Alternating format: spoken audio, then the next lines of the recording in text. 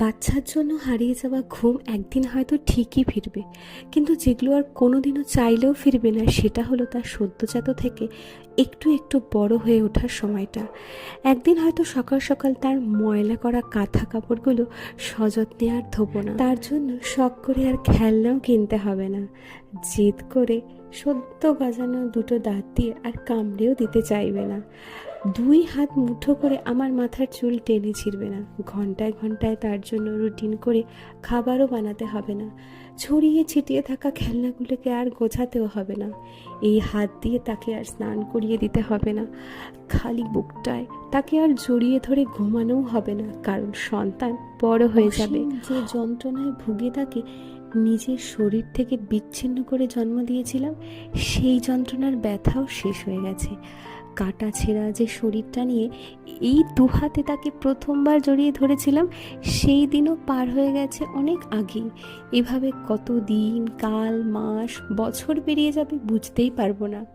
আমার কোল ছেড়ে দিয়ে নিজের সংগ্রাম করে বাঁচা শুরু করবে সে।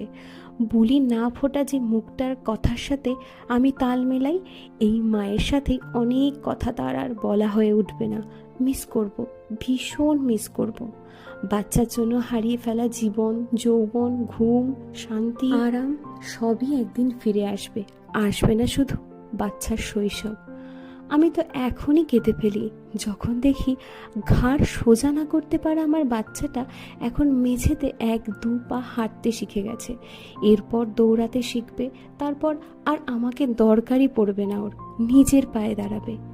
তাকে নিয়ে থাকা এখন সকল ব্যস্ততাকে ছুটিয়ে দিতে হবে, কারণ সে তখন নিজের সাথেই ব্যস্ত হয়ে উঠবে। যে শৈশব তার স্মৃতিতে আর থাকবেই না, সেই শৈশবে আমার স্মৃতি হয়ে জুড়ে থাকবে সারা জীবন। তাই আমি মনে করি একজন মা হিসেবে এই সময়টা আমার কাছে একটা গোল্ডেন পিরিয়ডের মতো।